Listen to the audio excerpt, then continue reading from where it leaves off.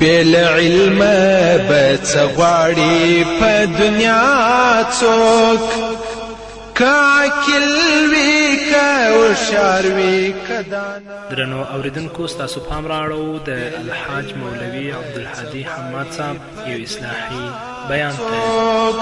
که عاقل وي که هوښیار وي که دانا څوک. إن الحمد لله نحمده ونستعينه ونستغفره ونؤمن به ونتوكل عليه ونعوذ بالله من شرور أنفسنا وسيئات أعمالنا من يهده الله فلا مضل له ومن يضلله فلا هادي له وأشهد أن لا إله إلا الله وحده لا شريك له وأشهد أن سيدنا محمدا عبده ورسوله. اللهم صل على سيدنا محمد وعلى آل سيدنا محمد أفضل صلواتك بعدد كل خلقك. أما بعد فأعوذ بالله من الشيطان الرجيم. بسم الله الرحمن الرحيم. الذين اشتروا الحياة الدنيا بالآخرة فلا يخفف عنهم العذاب ولا هم ينصرون. صدق الله العظيم. وقال رسول الله صلى الله عليه وسلم: الكيس من دان نفسه وعمل لما بعد الموت، والعاجز من اتبع نفسه هواها وتمنى على الله. صدق رسوله النبي الكريم. ازما ورونو دوستانو، انسانان الله تبارک و تعالی په ټولو مخلوقاتو کې بهترین مخلوق پیدا کړی دی. یوه وجه د کمال د انسان دا ده چې انسان ته الله عز وجل عقل او فکر ورکړی دی. د ده په شرافت کې دا یو مهم سبب دی چې الله عز وجل عقل او فکر ورکړی دی، پوهه یې ورکړې ده. د دغه عقل او فکر په مټ باندې انسان داسې کوي چې هغه څه د ده لپاره خیر وي هغه عملي کوي، او کوم څه چې د ده لپاره شر وي هغه ایسته کوي. اوس دا چې الله عز وجل انسانانو ته عقلونه ورکړي دي، فکرونه یې ورکړي دي، خو دا خبره پکښې د یادولو وړ ده چې هر عقل هر فکر کامل نه دی، بلکې الله تبارک و تعالی دا انسانان مرتبه مرتبه درجه درجه داسې پیدا کړي دي. د یو چا هغه فکري قوه زیاته وي، د چا فکري قوه کمه وي، د یو چا د فکري قوه بیخي نه وي. مختلف افکار انسانانو ته الله ورکړي دي. خو دا چې یو انسان ځان ښه فکر والا بولي او انسان خپل ځان عقلمن بولي، دا هم انسان ته نه معلومیږي چې زه عقلمن یم او که یا. پلانی سړی عقلمن دی او که یا، پلانی سړی فکر والا دی او که یا، دا هم انسان ته نه معلومیږي. الله فکر ورکړی دی او کامل فکر و ناقص فکر الله عز وجل خپلو بندگانو ته ښودلی دی. د پیغمبر پر ژبه یې ښودلی دی چې څوک هوښیار دی، څوک کم عقل دی، څوک عقل والا دی، څوک بې عقل دی، د چا عقل ډیر دی، د چا عقل لږ دی. دا هم الله تبارک و تعالی د خپل حبیب صلی الله علیه وسلم پر ژبه باندې ښودلی دی.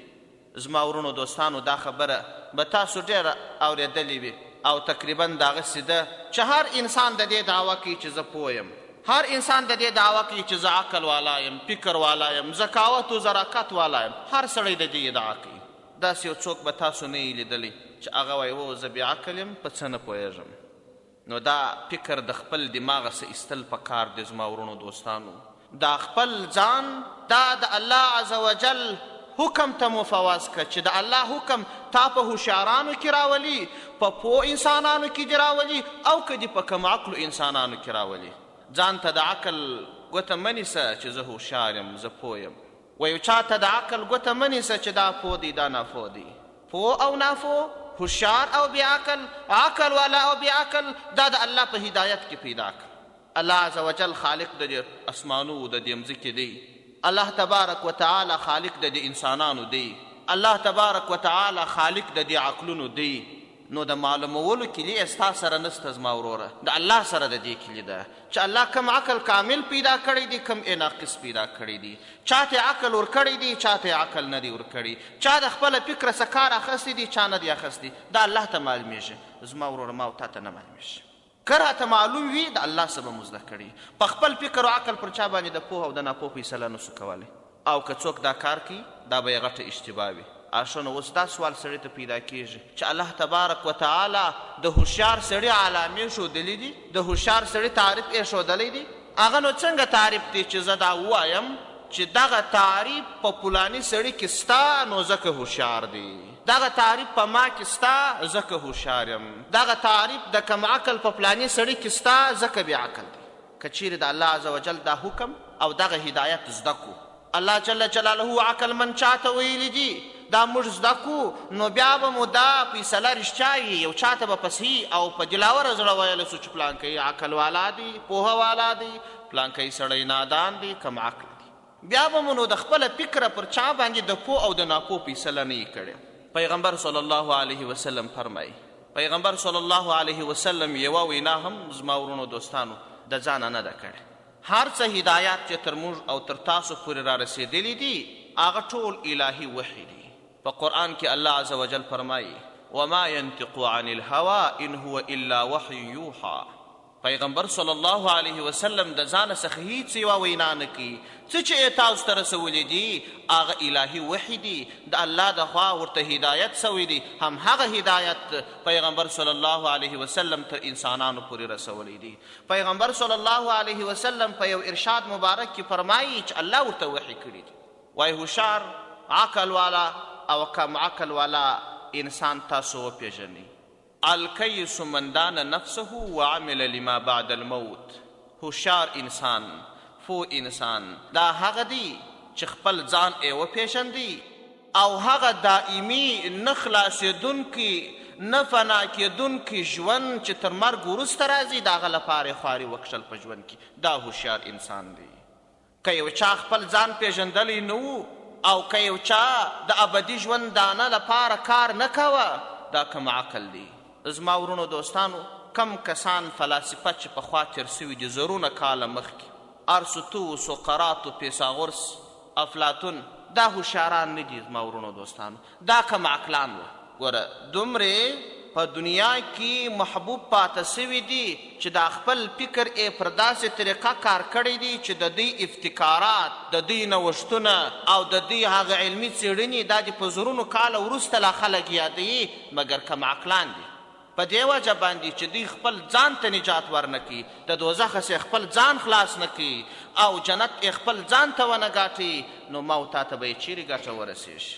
هوښیار انسان چې لیک او لوست یې نه یې زده، الف و با هم نسي لیکلی، مګر چې خپل ځان پیژني او تر مرګ وروسته چې کوم دایمي ژوند را روان دی د هغه لپاره خواري کاږي، دا تر ټولو هوښیار انسان دی. تاسو په دنیا کې یو ډېر ستر ساینسدان پیدا کړي چې هغه په ټوله دنیا کې اول نمبر وي، تر هغه کس یو ساده ادنا سړی چې د ماښام ډوډۍ نه لري، په الف و په با نه پوهېږي، د دې معاصرې ټکنالوژي سره دومرې نابلد دی چې په کت پرسته او په چپای هم نه پوهېږي، دا انسان تر هغه دنیا تر وتلي ساینسدان دا هوښیار دی.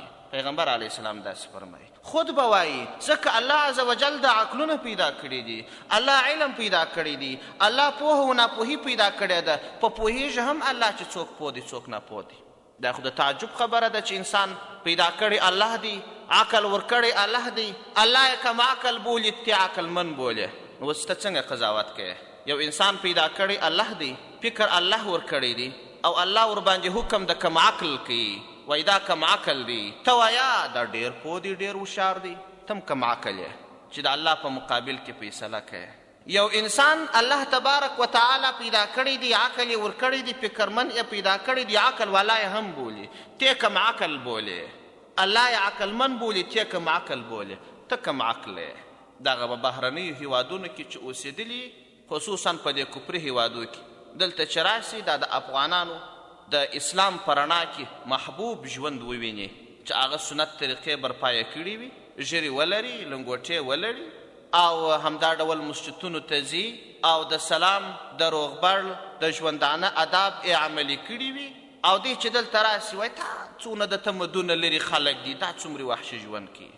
دا کس کم عقل دی چې دا خبره کوي. الله تبارک وتعالی و دغه انسانانو ته هوښیاران ویلي دي چې مساجدو کې ناست وي او د سنت طریقو برپایه کوونکي وي، د دین سره محبت کوونکي وي. دغه کارونه ولې خلک کوي؟ په دې مسجد کې ډېر ځوانان د لرې لرې ځایو څخه په دا نن یخ په ورځ پر موټر سایکلانو راغلي دي. دا نو څه دلته سته؟ یوازې او یوازې غیر د دې فکره څخه چې تر مرګ وروسته بیا ژوندون سته، د هغې ورځې لپاره یو څه کول پکار دي. بل خو هېڅ شی نه پکښې جوړېږي. دومره کیلومترونه لار وهل او دلته راتلل، نه دلته پیسې سته، نه دلته عزت سته، نه دلته معقولات سته، نه دلته مشروبات سته، غیر د دې څخه چې یو ځوان دا فکر کوي یا یو بل مسلمان دا فکر کوي. ځوانان خو لا په قوت کې وي، سپین ږیري په دومره یخ کې زحمت برداشت کړي. نو دا څه سته؟ یوازې د دې فکر سته چې تر مرګ وروسته بیا ژوندون دي او د هغه ژوندون لپاره تیاري نیول پکار دي. دې انسانانو ته الله هوښیاران ویلي دي. هغه کسان چې هغه د شرق او د غرب د اروپا او امریکا وحشت او د حیواني ژوند تر تاثیر لاندې راغلي وي، دلته دې مسلمانانو ته د تمدن څخه لرې خلک وایي دا کم عقلان دي، دا حیوانان دي، دا وحشي خلک دي. سبحان الله، پیغمبر علیه السلام چې چاته هوښیار وایي، او سبحان الله الله چې چاته هوښیار وایي، او یو بل ناولی انسان د تمدن لرې کس بولي، د دې خبره پر غوږ مه نیسئ. دا چې تا ته الله هوښیار ووایي، پوه ووایي، بس دا ستا دپاره بس دی. چې الله ستا څخه راضي وي، الله تا ته عقلمن انسان ووایي، بس دا خبره ستا لپاره بس ده. څه دي چې ټوله دنیا تا ته بد ووایي، دا خبره اهمیت نه لري د ټولې دنیا ده. د پیغمبر صلی الله علیه وسلم په زمانه کې قریش او د قریشو سرداران دوی به لوړ مقامو والا و، پیسو والا به و، خلکو به پیژندل، سرداران به یې ورته ویل. پیغمبر صلی الله علیه وسلم او یو څو فقرا، مساکین، صحابه، پر دین مین خلک، دا به اسلام ته پاته وه. د اسلام لپاره به زحمتونه، تکلیفونه پر ځانو باندې ګالل. الله عز وجل انقلاب راوستی. ټول سرداران، ټول مغرور انسانان دا له منځه ولاړل. اوس خلک څه ورته وایي؟ کم عقلان ورته وایي. جالبه خدا ده چې د صحابو کم تکتیک دی، د پیغمبر علیه السلام چې کمې جنگي تګلارې دي، د پیغمبر علیه السلام چې کم تکتیکونه او حکمتونه دي، د فتوحاتو لپاره یې کمې طریقې دي، اوس دغه کفار چې کښیني د ده تحقیقات وګوري او د مشرکانو د ابو جهل و د عتبه و شیبه کارونه وګوري، اوس حیران پاتې دي. وایي دا څومره پوهان خلک وه، دا صحابه څومره پوهان خلک وه، او دا څومره کم عقلان وه، څومره د کمزوري خبرې یې کړي دي، او څنګه کمزوري طریقې یې اختیار کړي دي، در حالی چې په هغه زمانه کې دا ابو جهل و عتبه و شیبه دا په ټول حجاز کې خلکو پیژندل ول، دا د مکې سرداران دي، دا یې مشران دي، دا یې امیرین دي. په اوس زمانه کې چې د مسلمانانو د کفارو مقابله ده، دغه مغرور او بدماشان کفار، دا به بیا 100 کاله وروسته خلک کم عقلان بولي. لکه د پیغمبر علیه السلام په زمانه کې چې به پر مسلمانانو، پر صحابه و خلکو بد رد ویل، دا یو کمزوري ډنګر مسلمانان د ماښام ډوډۍ نه لري، د لوږې څخه یې پر نسو باندې ډبرې تړلي دي، دا اوس د شام او د روم او د ایران د امپراتورۍ سره جنګېږي. خبره دا ده، د پسخنده به یې دا خبرې کولې. الله تبارک وتعالی انقلاب راوستی. هغه کمزوري صحابه، هغه نادار صحابه، هغه فقرا او مساکین صحابه چې دوی به په هغه زمانه کې کم عقلان و بې عقلان بلل، دا وګوره کور پاته، ډوډۍ نه لرم، اولاد تر شا پاته، او خپل وطن پاته، زه جنګېږم او زه د اسلام دپاره مبارزه کوم، زه دعوت کوم، زه خلکو ته احادیث زده کوم، زه خلکو ته قرآن ورزده کوم. دا وګوره دا کم عقلان منافقینو او کمزورو ایمان والاو به داسې ویل. نن ما او تا څه کوې؟ بلکې دغه مغرور بدماشان کفار، هغه چې هم هغه خپل سیاسي مباصرین او د دې هغه محققین پوهان کښیني او دا وایي د محمد صلی الله علیه وسلم او د ملګرو ډېره ښایسته او د پوهې ډکه تګلاره وه، دا مقابل خلک یې سخت کم عقله وه، نو ځکه ناکام هم سوه. که ما او تا د اسلام لپاره هم داسې ملا وتړو، دنیا چې هر څه راته ووایي، خو یو وخت به داسې حتما راسي چې ما او تا ته به خلک پوهان وایي، ما او تا ته به هوښیاران خلک وایي، دوی ته به بې عقلان و کم عقلان وایي. دا د الله فیصله ده. پیغمبر علیه السلام هوښیار سړی همداسې تعریف کړی دی: الکیس من دان نفسه وعمل لما بعد الموت. هوښیار انسان هغه څوک دی چې خپل ځان پیژني چې زه څه یم. انسان ډېر عاجزه دی، خلق الانسان ضعیفا، او انسان د دومره عجز سره بیا هم په غرور باندې ژوند و زندگی وي، د دومره عاجزۍ سره چې د اعصابو یوه رشته یې الله پرې کړي، بیا به لڅ لپړ په کوڅو کې ګرځي. دومره عجز دی او بیا هم دی ظلم کوي، بیا هم دی تکبر کوي، بیا هم دی په غرور سره په مځکه کې ګرځي، د الله د مخلوق سره بې پروا ګزاره کوي، د الله احکام تر پښو لاندې کوي، د الله مقابله کوي. د الله مقابله دا ده چې الله عز وجل ورته د عذاب وعده کړې ده، وایي که دې داسې وکړل دغسې عذاب به درکوم. دی وایي خود دا کار کوم چې دې چې عذاب راکوې. دا د الله مقابله نه ده. نو څه ده؟ نو دومره ضعیف انسان، دومره لوړ خیالات، دومره لوړ افکار، دا کم عقل دي. یو چا چې خپل ځان وپېژندی چې زه څومره عاجزه یم، زه څومره ناتوانه یم، او د دې څخه وروسته بیا یې د قیامت د ورځې دپاره اعمال شروع کړل، بس دا هوښیار دی. تاسو وګورئ په دنیا کې هر چیرې چې یو چا د آخرت دپاره کار کاوه، کبر و غرور یې نه کاوه، د الله احکام یې منل، بس ما ورونو دوستانو الله تبارک وتعالی دغه انسان هوښیار بولي. ظالم، فاسق، کافر، هر چیرې چې هغه کم عقل دی، بې عقل دی. والعاجز من اتبع نفسه هواها وتمنى على الله. او کم عقل انسان پیغمبر علیه السلام داسې تعریف کړی دی، وایي هغه څوک دی چې دا نفس یې د خپلې هوا تابع وي. که نفس ورته وویل چې ایمان او اسلام مه قبلوه، دی وایي نه قبلوم. که نفس ورته وویل چې ایمان او اسلام قبول که تش په نامه لمونځ مه کوه، دی وایي صحیح دی. که نفس و شیطان ورته ووایي درواغ وایي، دی درواغ وایي. که نفس و شیطان ورته وایي قتل وکړه، دی قتل کی. که نفس او شیطان ورته وایي چې جن په پیسو خرڅ که، جن په پیسو خرڅي. که نفس او شیطان ورته وایي چې دنیا تر آخرت ښه ده، دی وایي صحیح دی. دا ټول کارونه د ژوندانه د نفس تابع دي. وتمنى على الله، بیا الله ته امید هم لري، تمنا هم الله ته لري، وایي الله عز وجل ما ته عذاب نه راکړي، د عذاب مې خلاصي. دا بې عقل انسان دی. ګورئ دلته د شیطان ډېره غټه او لویه دوکه په دې ځای کې پرته ده. یو څوک چې ګناه کوي، مسلمان دی، کلمه وایي، البته د یوې ګناه څخه مخ نه ګرځي. تاسو ما ورونو دوستانو دقیق دې ته متوجه سي، د یوې ګناه څخه مخ نه ګرځي.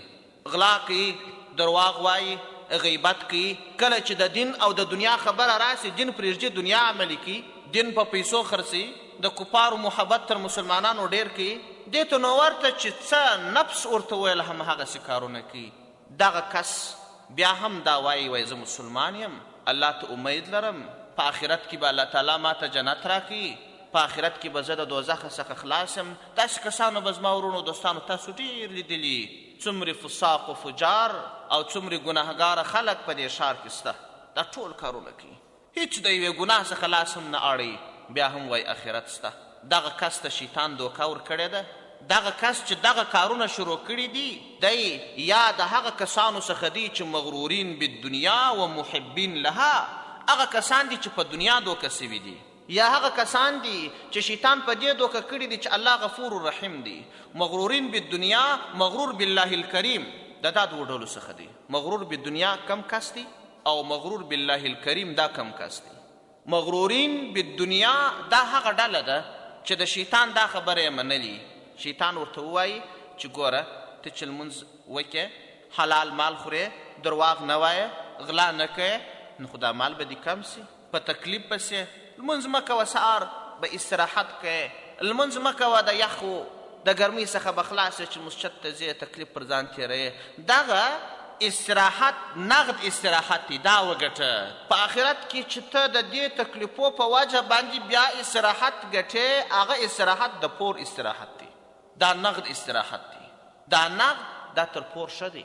ستا د تیاره ګټه په لاس درله، دا د یو سړی تا ته حرامې پیسې درکوي، په حرامه طریقه پیسې لاس ته راوړلی سه، که چیرې دغه پیسې ته نه کوې، په نورو تکلیفچونو لارو یې پیدا کوې، او دا وایه چې په آخرت کې به د دې بدله ماته الله راکړي، یا دغه نغدې پیسې دي. نو ته ولې دغسې کوې چې دا نغده د لاسه ورکوې او پور قبلوې؟ نغده خو تر پور شي. ګورې شیطان دغه وسوسه انسان ته واچي، وایي نغد مال دا تر پور بهتر دی. دا د شیطان غټه دوکه ده. زما ورونو دوستانو، نغد مال تر پور هیڅ کله نه دی بهتر، بلکې په هغه صورت کې بهتر دی چې نغد مال هم تر پور تر مال ډیر وي، هم یقیني وي. د دنیا مال او د آخرت مال دا به هیڅ سره پرتله کېدای نشي.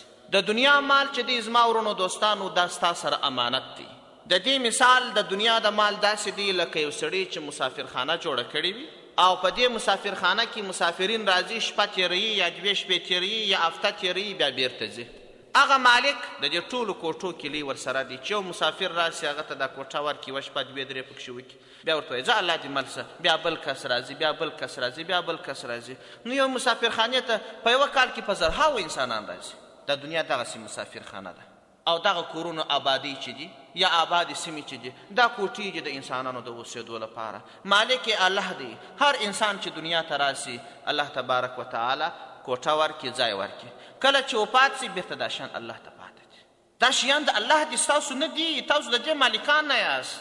کاش کې دا شی ستا ملک وایي. که دا شی ستا ملک وای او یقیني ستا په ملک راتللی نو تا به ویلي وای چې د دنیا مال هم زما ملک دی، د آخرت مال هم زما ملک دی. د دنیا مال دا نغد دی، د آخرت ته پور دی، نو ځکه د دنیا مال به وکم د آخرت ته به پرېږدم. نه دی، د دې مالک ته نه یې، دا مالک الله دی. دا څو ورځې دي، څوک پاته سوی دی؟ په دا 100 کاله مخکې څخه یو سړی تاسو وښیاست چې پر مخ د مځکې ګرځي په یو کور کې 100 کاله یو څوک اوسېدلی دی. څوک دی ولاړ سي اخبارونه هم پسې وګوري، مجلې هم پسې وګوري، تلویزیونونه هم پسې وګوري، نیټ پاڼې هم پسې وګوري، ځای تاسو یې پیدا کړي. نسته، هېڅوک نسته. مسافرخانه کې څوک 10 کاله نه تېري، 20 کاله نه تېري. یوه خبره خو دا ده زما ورونو دوستانو چې د دنیا مال ستا ملک جوړېدای نسي. بله خبره دا ده چې نقد مال هغه وخت تر پور بهتر دی چې نقد مال تر پور ډیر وي. او که چیرې پور یقیني چاته ورکول کیږي او پور دا تر نقدو ډیر وي نو بیا خلک پور ته زړه ښه کوي. یو خو هغه کسان دي چې د ده زړه ته نه لویږي چې دا سړی شی راکوي. او که چیرې د یو چا زړه ته ولویږي چې دغه سړی حتما زما حق راکوي، نقد یې 10 راکوي او که پور ورسره وکړم 20 راکوي، هر سړی پور غواړي. نو د آخرت مال چې دی زما ورونو دوستانو تاسو ته یقیني درکول کیږي، په دې کې شک نشته. او د آخرت حصې چې دي هغه تر دنیا ډیرې دي. د دنیا حصې چې دي دا ستا نه دي او تر هغه ډیرې لږ دي.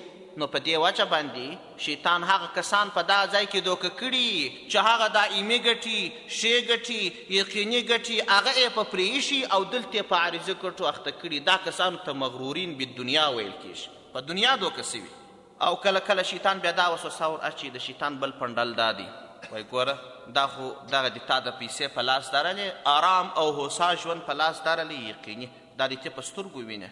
د آخرت خبرې خو د املایانو تا ته کړي دي. ګوره چې هغه لایقه لا نه شک خو پکښې ستا. او همتې فرض که چې ستا 80% یقین دي یا 90% د یقین دي، یو 5% او 10% خو شک پکښې، نو دا مشکوکه ګټه ته څه کوې؟ راسه دا یقیني ګټه واخله. تر شکمن شی خو یقیني شی بهتر دی. شیطان بیا دا وسوسه در اچي. دا بیا بل فریب دی. په دغه فریب سره ډېر انسانان داسې و دې خواته راوسلي دي چې هغه د دنیا ژوند د خپل هوا د غوښتنو مطابق کوي.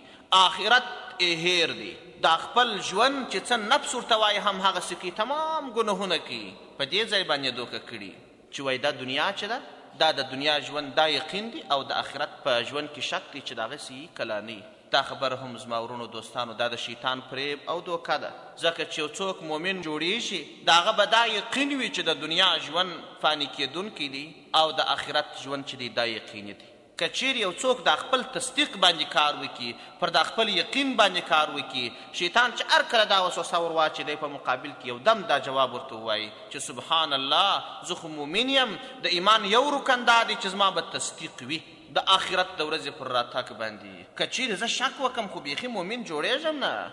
شیطان که دا وسوسه در واچوي ته به یو دم د دې په جواب کې دا وایه چې دا خو تا ما ته په چم او په دوکه کې داسې لاره جوړه کړل چې ته ما کفر ته بیایې. شیطان خو په ښکاره تا ته نسي ویلی چې راسه بت ته سجده وکړه. شیطان خو په ښکاره تا ته نسي ویلی چې راسه یهودی سه، راسه نصرانی سه، راسه آتش پرسته سه. چم درته کوي. چم یې دا دی د دنیا په ژوند او په عیش و په عشرت کې د اخته کې وایي دا اوس موجوده یقیني شیان دي، په دې باندې دوکه کې. دا کس دا هم د مغرورین بالدنیا څخه دی.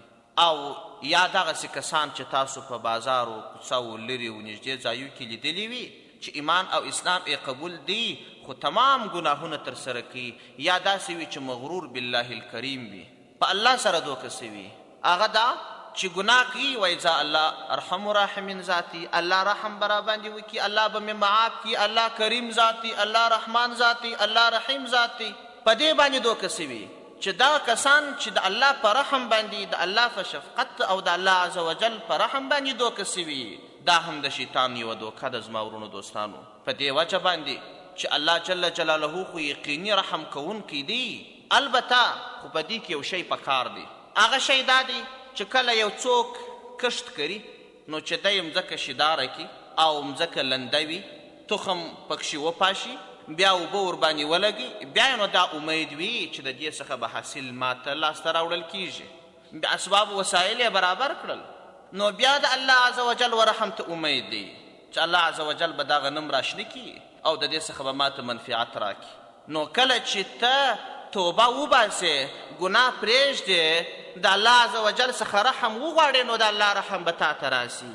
او که ته په ګناه کې اخته یې او دا وایې چې الله رحیم ذات دی، الله کریم ذات دی، نو تا خو اسباب وسایل برابر کړي نه دي. نو بیا ستا لپاره د دې خبرې فکر ګران کار دی چې ته دا وایې چې الله رحمان دی او الله رحیم دی، زه به ګناه کوم یا دا رقم. نو د الله رحم تا ته نه رسېږي چې ته ونه غواړې.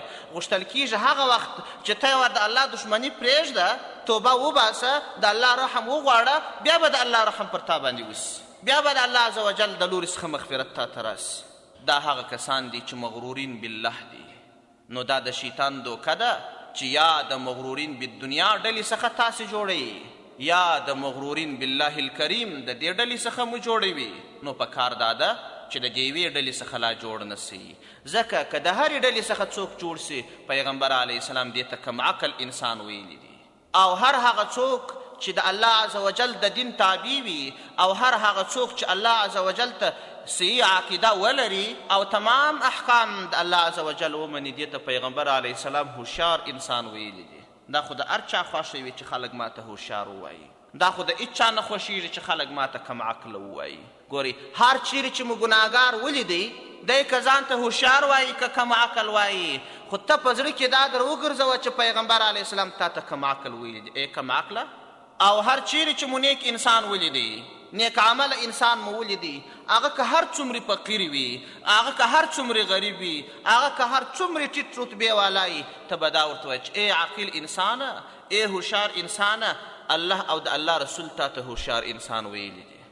بېدینه انسان که ځان هوښیار بولي که کم عقل بولي. تاریخ کې چې هر څه کتابونه لیکل سوي دي، ټول دې ته بې عقل ویلی دي. د پیغمبر علیه السلام د زمانې څخه وروسته چې کله د دې احادیثو نبویو د تدوین او د ترتیب او د تمویل کار شروع سوی دی، څومره په سوونو کلونه تیر سوي دي. په دې سوونو کلونو کې دا کس په کم عقل باندې صف دی. د ټولې دنیا په کتابو کې په کم عقل صف دی. دی که ځان ته هوښیار وایي که نه هوښیار وایي، د خبره اعتبار نه لري.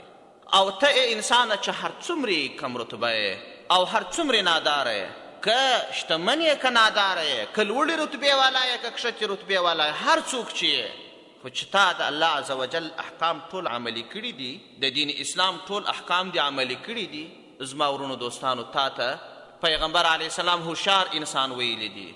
په سوونو کلونه ټول کتابونه پر تا باندې شاهدان دي چې ته هوښیار انسان یې، ته هوښیار انسان یې. پرېږدئ دا د غرب او د شرق د لنډغرو خبرې چې افغانان او هغه باعمله انسانان دا د تمدن لري خلک بولي. اصلا د تمدن دی لري دي، په وحشت کې دی، په بېدیني کې دی. دا انسانان هوښیاران دي. ټول تاریخ دې ته هوښیاران ویلی دي.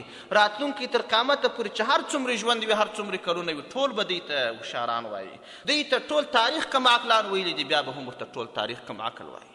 نو د دوی په تشو ویناو باندې نه هوښیار کم عقل کېدلی سي، نه کم عقل هوښیار کېدلی سي. الله تبارک وتعالی دې موږ او تاسو توفیق را نصیب کړي چې په هغه ډله کې ځانونه داخل کړو چې هغو ته پیغمبر علیه السلام هوښیاران ویلي دي، او د هغې ډلې څخه ځانونه وساتو کوم چې پیغمبر علیه السلام ورته کم عقلان ویلي دي. وما توفیق الا بالله وعلیه توکلت والیه انیب. تر قیامت خرابی پر اثر نکا، تر قیامت خرابی پر اثر نکا، تر قیامت خرابی پر اثر نکا، تر قیامت خرابی پر اثر نکا. کد علم پر اساس کشیږدي بننا څوک، کاکل وی که هوښیار وي که دانا څوک. کد علم پر اساس کشیږدي بننا څوک، کاکل وی که هوښیار وي که دانا څوک. بېل علمه به څه غواړي په دنیا څوک، کاکل وی که هوښیار وي که دانا څوک.